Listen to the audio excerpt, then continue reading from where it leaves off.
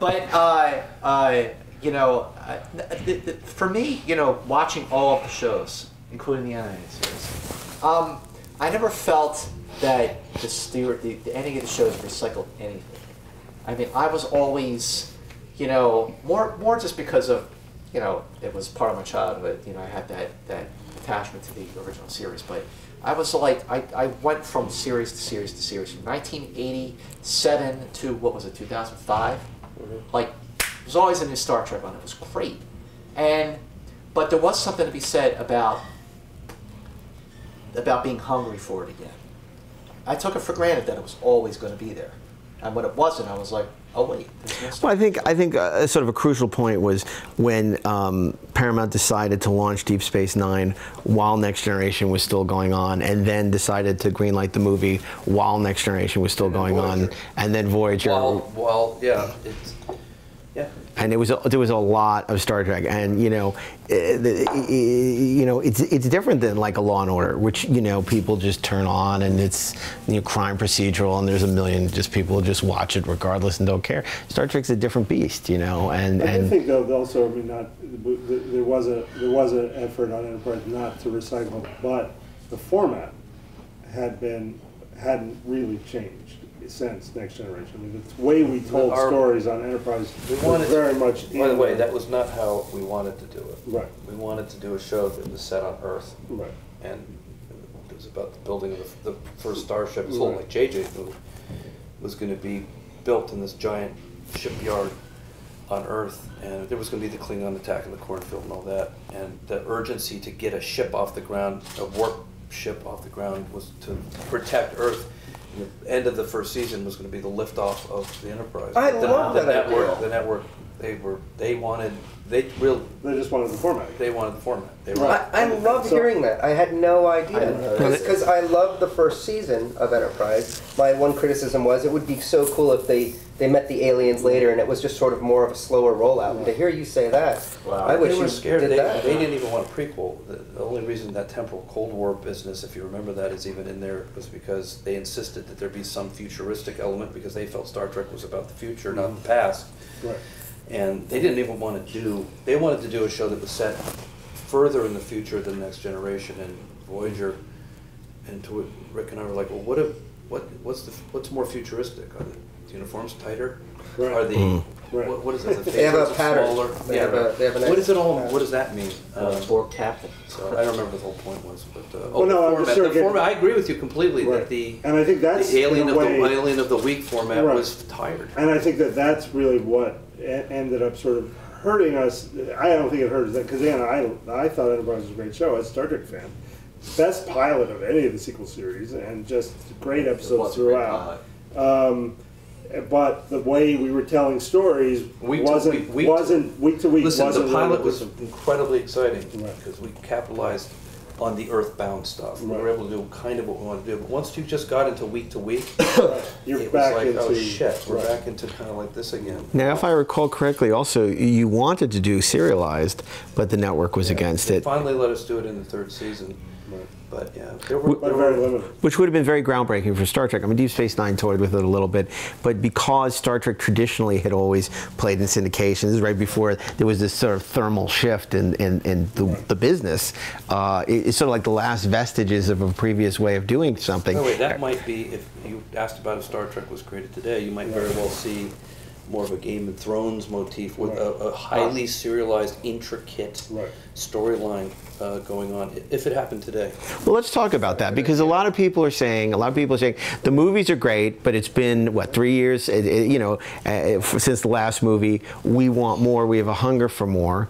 By the way, number one question in that that giant Star Trek convention I appeared at in London was, when's the next show coming? Is there going to be I have no idea. I mean, there's a business piece of it that's just that CBS owns the CBS. Right, and Paramount owns the movies. Paramount owns the movies, and I'm sure that at some point, from a business I'll let you ask your question. Well, no, I was just going to say, look, from what I understand, I may not be right. There's sort of a moratorium on CBS doing anything with as a TV property as part of JJ's deal for a certain amount of time. Right.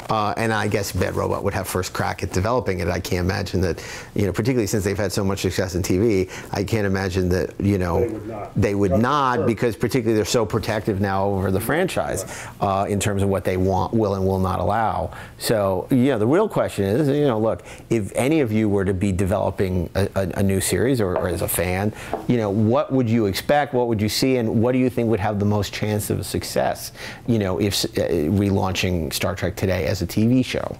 Going on what you were talking about, this highly serialized, if you don't watch some of these shows from the beginning, you're fucked. That's my concern. And I hate that. I mean, unless it's a show that I have been watching since the beginning and I'm already into. Like I was into Breaking Bad from day one, Homeland from day one, but I don't want that in Star Trek. I want stories that stand alone. I want to be able to watch an episode, just pick it out and not have to worry about what happened before or where it's going. A lot of shows, most of them, unless they're like Law and Order maybe, they don't stand alone. There's always, all these like 1 hour dramas now are serialized, some more than others. But I want Star Trek to stand alone from week to week. Maybe have a two-parter. But I'll tell you, that's not what people are looking for right now because of the way that TV is changing, the way that TV is consumed. A lot of networks and studios, what they are looking for is stuff that is more serialized, that it becomes water cooler show. So you have to watch it within that 7-day period. But I just tune out. I mean, I agree with sort of both ideas. Because don't they have like sometimes they have a strong A story that's got a beginning, middle, and end, and then this thread that goes through the entire season. Star Trek to me was both.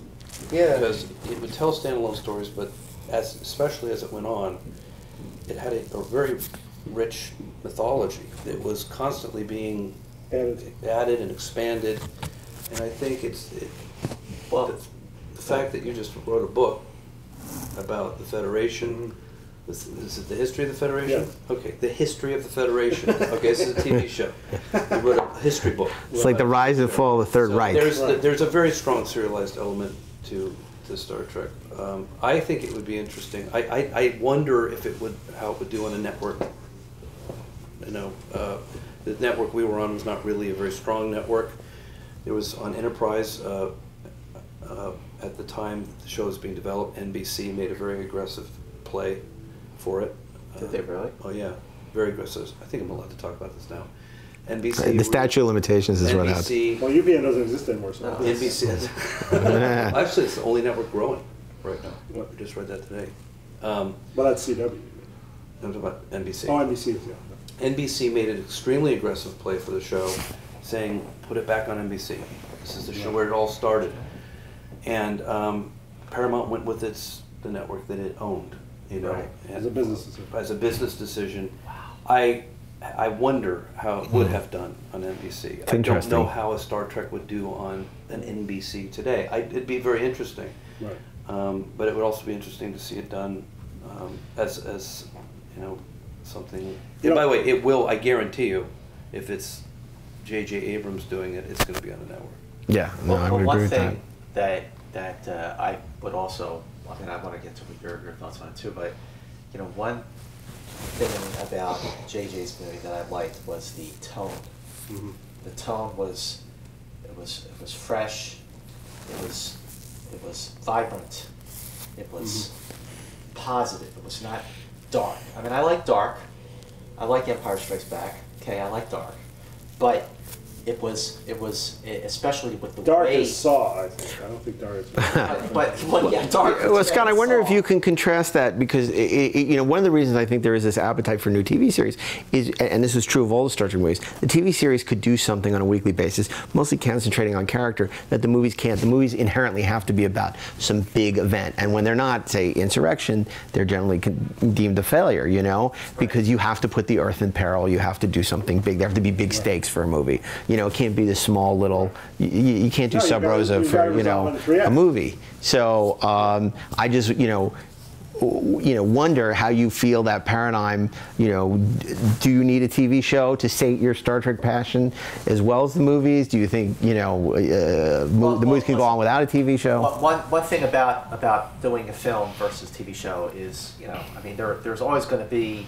Back in the '60s, it was very, very different. You didn't have to worry about mythology and serialization, but you want to be able to develop characters and show them grow and show their relationships grow, and that's one thing that a TV series I would love to see. I'm not a Star Trek fan, regardless, who watch anything. There are definitely episodes that I like more than others and shows that I like more than others, but to see characters grow and have the time to develop them over the course of a season, it's been Star Trek is TV. 8 years. This is my opinion, but just again, going to these conventions is very enlightening.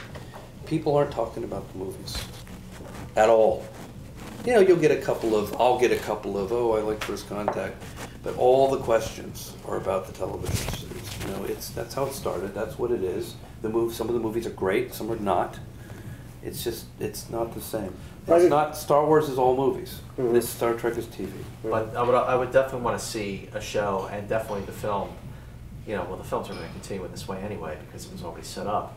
But I would like to see a show in the universe established by the 2009 film because, and I know I mentioned this before and I got way ahead of myself, but because they were able to make an alternate timeline part of the story, freeing them up from the mythology of almost 50 years. Sky's the limit. They can do anything.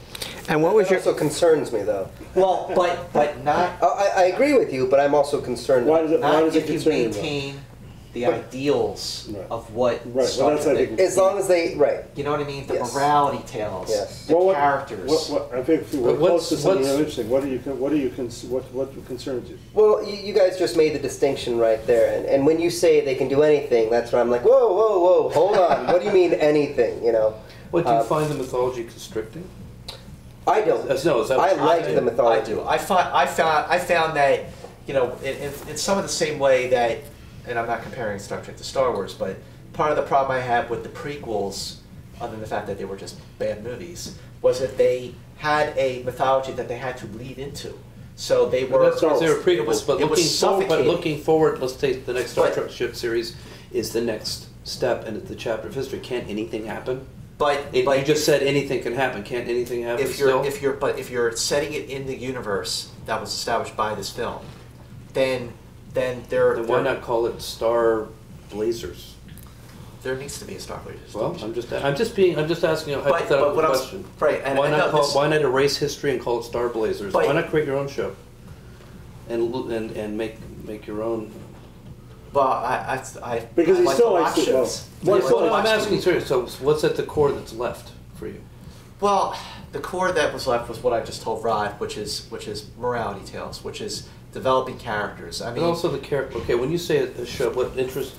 A show set in that universe, very interesting. But it doesn't that movie, 2009 film, hinge on the recreation of those characters. But by the end of Enterprise, we knew so much about the Federation. We knew so much about that galaxy, or that 19. Even more after you read David's book. Yeah. Available on Amazon right now. I just want to say thank you. Available on Amazon. I find nothing wrong. Federation with, first 150 years. With resetting. Here's the check. And by resetting the series and doing it in a way that frees people up to have ideas that you can really go with. I think that I really enjoyed J.J.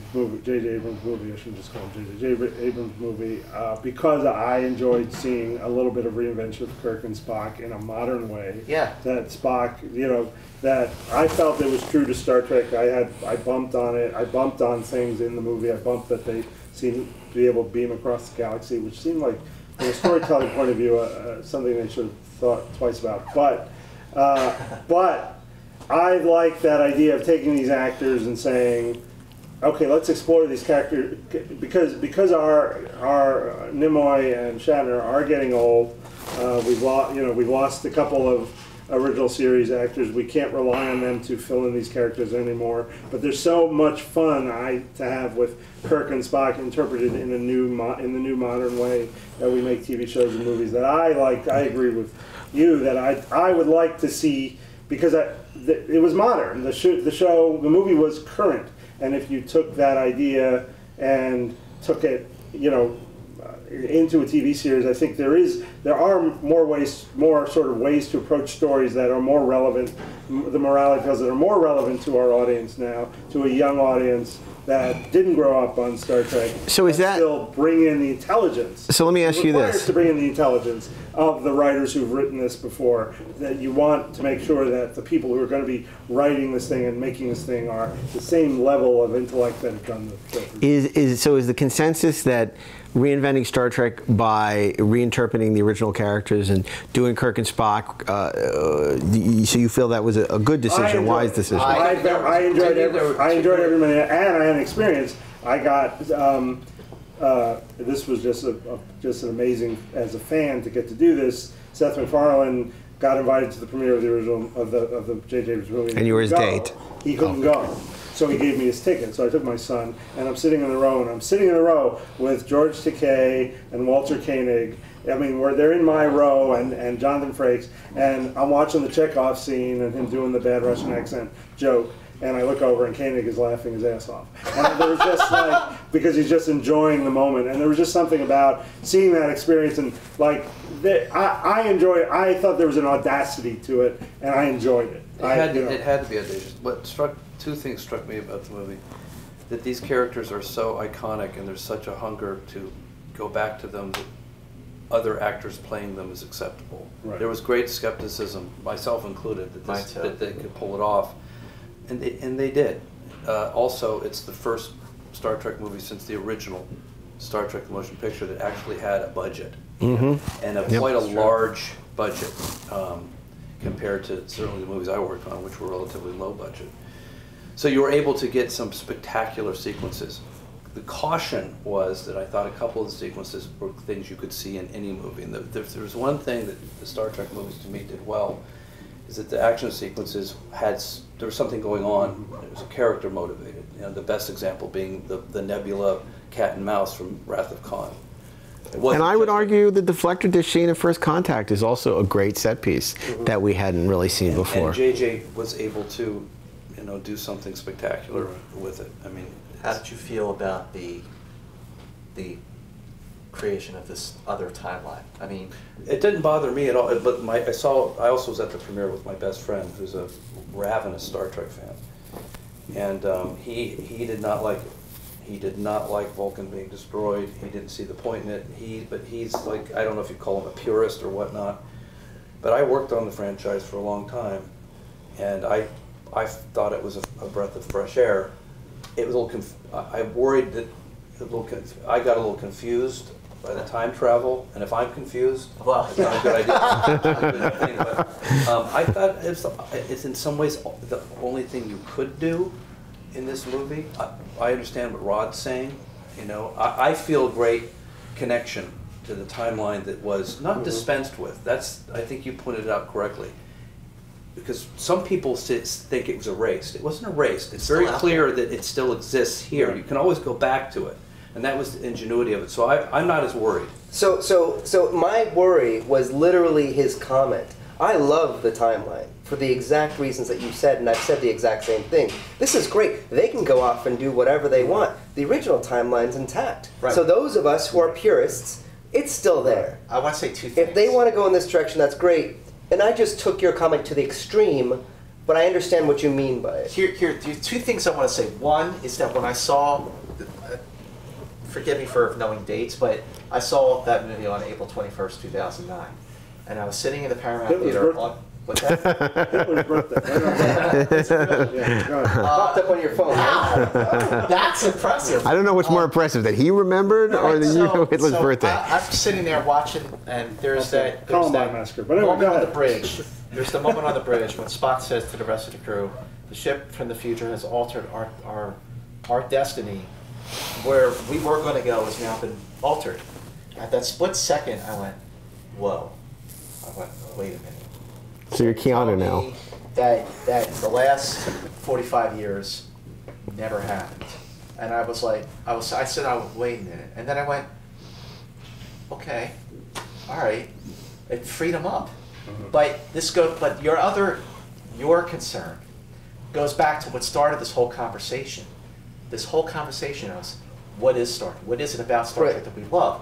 And you know, that goes back to, well, when I say, you know, sky's the limit, I mean, it is still Star Trek. There are still restrictions that you have to do to keep it Star Trek, and that's all I'm saying. What your father started. If the future series is about the Federation as this military organization that's going out and you know, dominating planets or whatever the case is, it's not. That's my concern. Right. I'm not talking about Starfleet imperialism in any way, shape, or form. That's but I don't think it would, because I don't think that I'm just saying, we live in a culture where that's acceptable anymore. Yeah. You know, I mean, it's not like Dick Cheney's the showrunner. Yeah. You know, so. But ratings sell. That sort of action could sell. I could see CBS saying, "Hey, maybe we could do that." But it's not Battlestar Galactica. It seemed to me that those guys writing that movie were all Star Trek fans. I mean, Well, you know what? I will say this: the interesting thing is that they were Star Wars fans, and you can see that in them. Those guys are. They're much bigger Star Wars fans than they are Star Trek fans, and you can see the influence of Star Wars, whether it's looking up at the Enterprise and having this Tatooine moment, you know, of the two suns, and the Star Wars influence are very apparent on that movie in a lot of ways. And which is not necessarily a bad thing, but I will say this: I think the triumph of that movie more than anything else, as it has been repeatedly in the history of Star Trek, is the casting. I think, you know, they did fine in Chris Pine, you know, certainly Carl Urban, Zoe Saldana was a great find. And if you look back at the original Star Trek, you know, Jeffrey Hunter was great, Shatner was better, Leonard Nimoy, genius. You know, what these guys did, you know. The new movie, though, the continued casting, I thought the best part of the movie was Spock, and that the movie was about Spock. Yeah, and Zachary Quinto gives a wonderful performance, emulating but not imitating Leonard Nimoy. Right. I think, you know, you look at Jerry Ryan for Voyager, or you know, the people, you know, certainly with Jolene, with Enterprise, and a lot of those guys, and the casting of Patrick Stewart and Next Generation. The history, throughout the history of Star Trek, there has been, you know, amazing casting, both in the principals, not all of them. You know, we won't get into who not, but and not, you know, and in the case of many of the guest stars, right. and you know, it's interesting. I think in the new movie, you know, Bruce Greenwood does such a good job of playing this character of Pike, even though, you know, if you were trying to just cast Jeffrey Hunter imitator, he's not it. But you know, there's a lot to like in the new movie, and I think what it does more successfully than anything is introduce it to a new generation.